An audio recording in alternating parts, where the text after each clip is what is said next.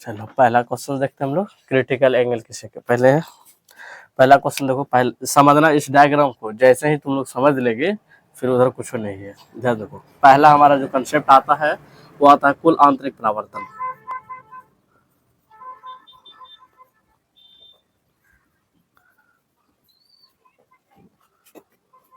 ठीक है, देखो कुल आंतरिक परावर्तन किसे कहते हैं।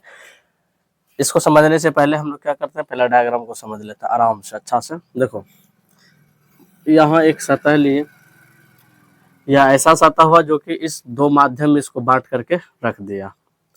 एक को बोलते हैं विरल माध्यम, क्या बोल रहे हैं? और दूसरा को हम लोग क्या बोल रहे हैं, इसको सघन माध्यम। ये सब ख्याल रखना। अच्छा, इधर से हम लोग क्या कर रहे हैं, सघन माध्यम से एक प्रकाश की किरण को गुजारते हैं इस तरीका से, यहाँ पे इस तरीका से हम गुजार रहे हैं। ठीक, यहाँ आया और यहाँ पर मान के चलो, यहाँ पर हम लोग क्या करते हैं, लंब डाल देते हैं। इस आपतन बिंदु पर क्या करते हैं, लंब डाल देते हैं इस तरीका से। देखो हम बताए थे यदि कोई प्रकाश की किरण विरल माध्यम से सघन माध्यम में प्रवेश करे तो क्या होता है। तो हम पहले ही बताए थे, विरल माध्यम, यदि कोई प्रकाश किरण विरल माध्यम से कहाँ जा रहा है, वो सघन माध्यम में, तो सघन माध्यम में जैसे ही जाएगा तो वो कहाँ मुड़ जाता है, वो प्रकाश किरण अभिलंब की ओर, क्या अभिलंब की ओर मुड़ जाता है ये। ठीक, तुम लोग पूरा लिख लेना। यदि कोई प्रकाश की किरण सघन माध्यम से कहाँ जाए, वो विरल माध्यम में, तो क्या होता है। तो यहाँ क्या है, प्रकाश किरण विरल माध्यम से सघन माध्यम में प्रवेश कर रहा है तो वह अभिलंब की ओर मुड़ रहा है। यदि कोई प्रकाश की किरण सघन माध्यम से कहाँ जाए, वो विरल माध्यम में, तो क्या होता है, वो प्रकाश किरण अभिलंब से वो दूर भाग जाता है। ठीक है, अभिलंब से वो, समझना इस बात को अच्छे से, दूर भाग जाता है। तो उसी प्रकार से देखो, सघन माध्यम से प्रकाश किरण कहाँ जा रहा है, ये विरल माध्यम की ओर। ऊपर क्या है, ये विरल माध्यम, नीचे क्या है, ये सघन माध्यम। तो यहाँ पर एक घटना घटेगा, अपवर्तन होगा। देखो इसको जाना था इस तरीका से, इस तरीका से सीधे गुजर जाना था। ठीक है, तो ये क्या करेगा, अपनी दिशा को थोड़ा सा चेंज करेगा।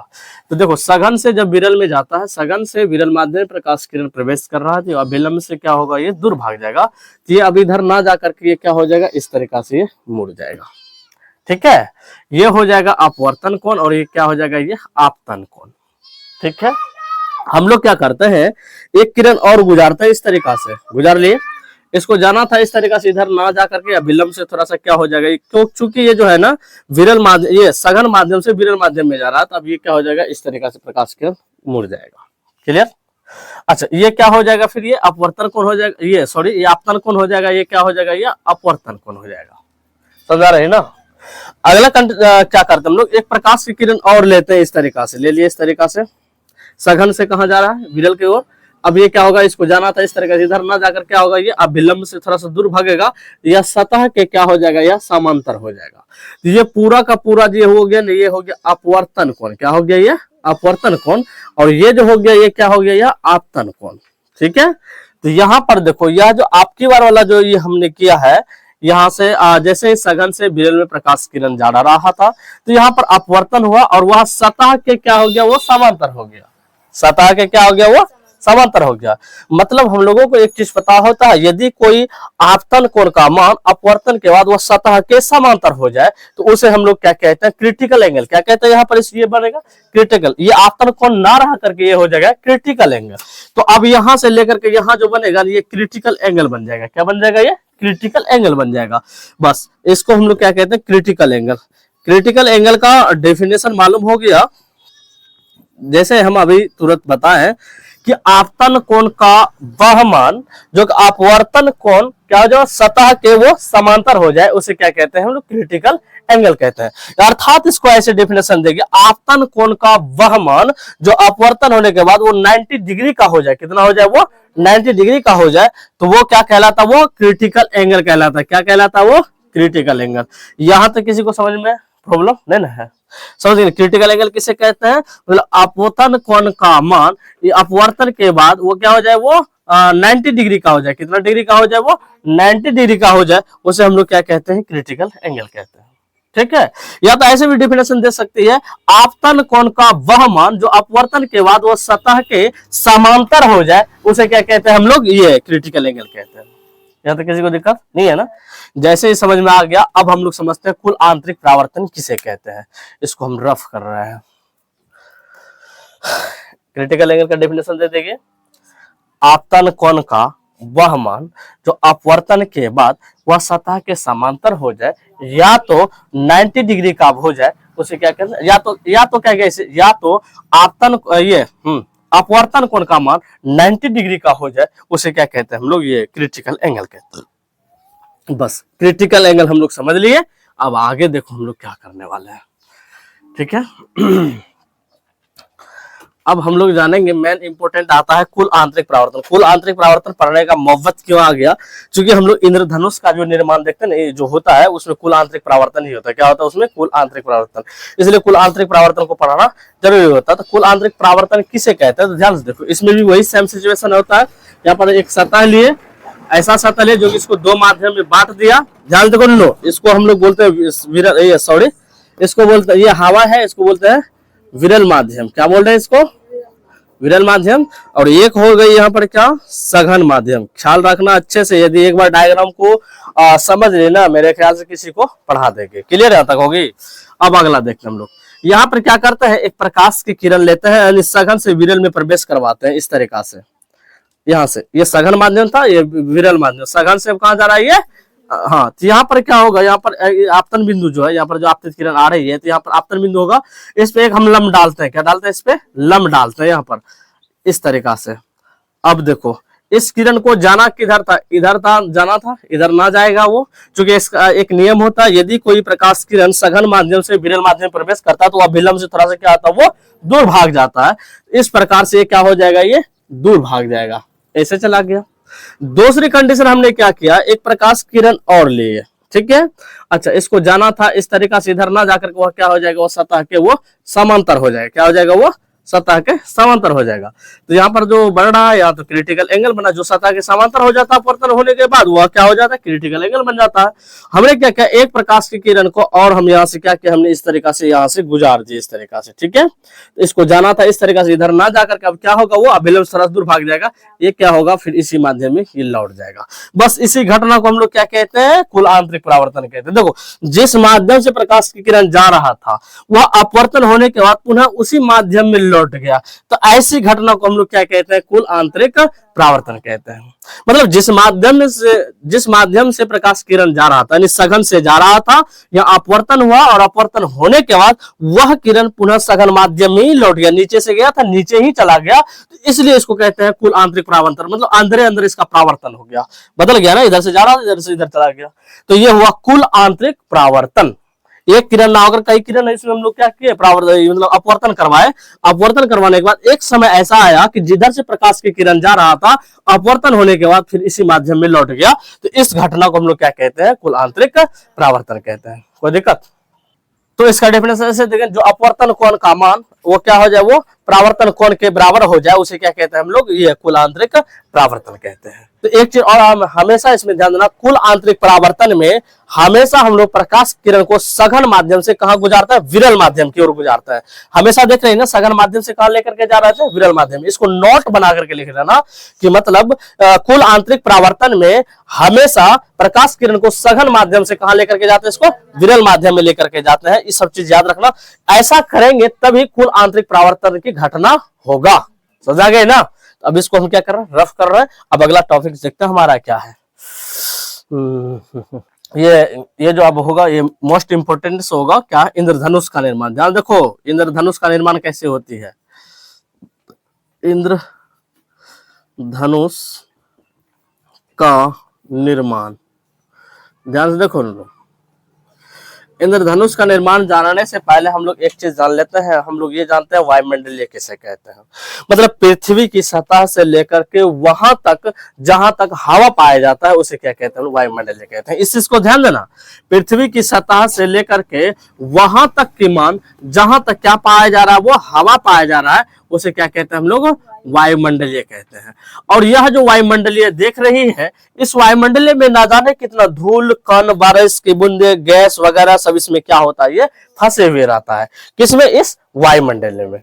ये तो समझ में आ गई। अब क्या होता है, इसमें वर्षा की छोटी छोटी बूंदे भी क्या है, इसमें अटका हुआ है, ठीक ना। देखो अब क्या होता है, मान के चलो यह वायुमंडलीय है और इसमें बारिश की बूंदे जो है इस प्रकार से ये लटका हुआ है, इस तरीका से। ये तबरा तो होती नहीं है, लेकिन समझने के लिए हम लोग बता रहे हैं। अब इसमें क्या होगा, श्वेत प्रकाश इसमें प्रवेश करेगा। इधर सूर्य रहेगा, सूर्य की किरण इसमें जाएगा ना।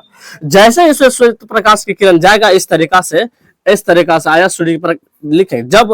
जब सूर्य प्रकाश की किरण इस बारिश की बूंदों में प्रवेश करता है, तो ये क्या करता है, यह एक प्रिज्म का कार्य करता है। किस चीज का प्रिज्म करते हैं? प्रिज्म का कार्य करता है। और इसमें कुल आंतरिक परावर्तन होता है। क्या होता है इसमें? और कुल आंतरिक परावर्तन का मतलब हम लोग समझे हैं कि मतलब जिस माध्यम से प्रकाश की किरण जा रहा होता है, तो उसी माध्यम पूरा क्या हो जाता है, वो लौट जाता है। तो देखो इस माध्यम से ये मान के चलो, ये क्या है, ये विरल माध्यम। क्या है ये? विरल माध्यम। और ये क्या हो जाएगा, ये सघन माध्यम। अब यहां से इधर से प्रकाश की किरण गया और जाने के बाद क्या होगा, यहाँ पर कुल आंतरिक परावर्तन होगा। तो इस प्रिज्म का ये कार्य कर रहा है, बारिश की बूंदे। तो जब ये प्रिज्म का कार्य करता है, तो हम लोग पढ़े हैं, जब किसी भी प्रिज्म से श्वेत प्रकाश को गुजारते हैं, तो वहां से क्या होता है, वो प्रकाश किरण अलग अलग 7 रंगों में क्या होता है, वो विभक्त हो जाता है। और वह जो है एक पट्टी नुमा, एक स्पेक्ट्रम पर वह 7 कलर अलग अलग हम लोगों को दिखाई देता है, जिसे हम लोग इंद्रधनुष का निर्माण कहेंगे। तो ध्यान देखो, जैसे ही प्रकाश किरण इसमें गया और जाने के बाद यहाँ पर क्या होगा, कुल आंतरिक परावर्तन होगा। तो यहाँ से ना टोटल कितने भागों में ये प्रिज्म क्या करेगा, 7 भागों में क्या करेगा, इसको बांट देगा। जो कि सबसे ऊपर होगा लाल और नीचे क्या हो जाएगा, यह बैगनी। और यह जो दिखाई देगा, यह एक पट्टी पर होगा। अलग अलग तरंगदैर्ध्य के कारण यह पट्टी उत्पन्न होता है, जिसे हम लोग क्या कहते हैं, इसको स्पेक्ट्रम कहते हैं। क्या कहते हैं इसको? स्पेक्ट्रम। स्पेक्ट्रम की उत्पत्ति हम बताए थे कैसे होता है। तो मतलब ये सा हम बताए थे, स्पेक्ट्रम की उत्पत्ति जब श्वेत प्रकाश को हम लोग गुजारते हैं कृषि प्रिज्म से, वहां से वह किरण क्या होता है, 7 अलग अलग रंगों में विभक्त हो जाता है। और उसकी तरंग दैर्ध्य के कारण वो चीज हमें दिखाई दे, तो वहां पर एक स्पेक्ट्रम की उत्पत्ति होता है, जिसपे वह 7 कलर क्या होता है, इसमें दिखाई देता है। यह एक जो होता है लाइन नुमा संरचना होता, लाइन होता है, मतलब यह अलग अलग तरंग दैर्ध्य के कारण अलग अलग दिखाई देता है। ये नहीं होता कि एक दूसरे पे ये चढ़ा हुआ होता है, अलग अलग होता है। जैसे हम लोग इसका एक सिंपल सा हम बात बताए थे, कैसा कलर होता है। नीचे से उल्टा पढ़ेंगे तो बैजानी हपी नाला, मतलब क्या हो गया, ना ला, यह ना पढ़े थे। तो मतलब उल्टा यदि पढ़ेगी तो इधर से पढ़ेगी उल्टा, तो देखो लाल हो गया, लाल हो जाएगा, उसके बाद नारंगी हो जाएगा, पीला हो जाएगा, उसके बाद हरा हो जाएगा, उसके बाद नीला हो जाएगा, उसके बाद जामुनी, उसके बाद क्या आ जाएगी लास्ट में, बैगनी। तो इसका तरंग दैर्ध्य सबसे ज्यादा होता है, जिसका विचलन कम होता है। इसका तरंग दैर्ध्य क्या होता है, सबसे कम होता है, जिसके कारण इस बैगनी रंग का विचलन सबसे ज्यादा होता है। तो अब क्या होता है, इंद्रधनुष का निर्माण, हाँ यहाँ 7 रंग का दिखाई देने लगता है, जिस वजह के कारण वो क्या कहलाता है, वो इंद्रधनुष का निर्माण कहलाता है। तो इसका पूरा बात कैसे लिखेंगे कि जब हमारे वायुमंडलीय में बारिश की छोटे छोटे बूंदे अटकी हुई रहती है, तो सूर्य प्रकाश किरण जैसे ही उसमें ये करता है प्रवेश करता है, तो यह बारिश की बूंदा, यह एक प्रिज्म का कार्य करता है। यहाँ पर कुल आंतरिक परावर्तन होने के कारण वह अलग अलग 7 रंगों में विभक्त हो जाता है, जो कि एक स्पेक्ट्रम पर यह हमें दिखाई देता है। और इसे ही क्या कहते हैं हम लोग, इंद्रधनुष का निर्माण कहते हैं। तो कुल इसमें मेन घटना क्या घटा, कुल आंतरिक परावर्तन। क्या घटा इसमें, कुल आंतरिक परावर्तन। और हाँ, ये चीज तभी दिखाई देगा, देखने वाला जो इंसान है ना, वो उसके पीछे में क्या होना चाहिए, सूर्य होना चाहिए, और आगे में हम लोगों को ये दिखाई देगा। ये कब बनता है, जब सूर्य और पृथ्वी की दूरी जिस टाइम बढ़ जाता है बहुत ज्यादा, उस टाइम जो है ये वाला घटना घटता है। अर्थात कह सकते हैं सुबह या तो शाम के टाइम में ये दिखाई देता है। कौन सा चीज, इंद्रधनुष का निर्माण। या तो किसी को दिक्कत, किसी को पढ़ा देगी, नहीं पढ़ाएगी। ये कहाँ पे अटका हुआ, हमारे वायुमंडल में क्या है, तो बारिश की छोटे छोटे बूंदे हैं, इसमें सूर्य प्रकाश की किरण गया, तो यह क्या करता है, एक प्रिज्म का कार्य करता है। और इसमें जैसे ही गया तो यह कुल आंतरिक परावर्तन होता है, यहाँ से कितना क्या होता है, वो कुल आंतरिक परावर्तन होता है।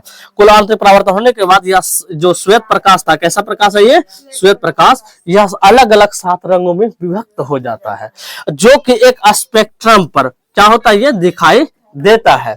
और यह स्पेक्ट्रम क्यों निर्माण होता है, क्योंकि सभी कलर का जो तरंग दैर्घ्य होता है ना, उसी के कारण ये स्पेक्ट्रम दिखाई देता है।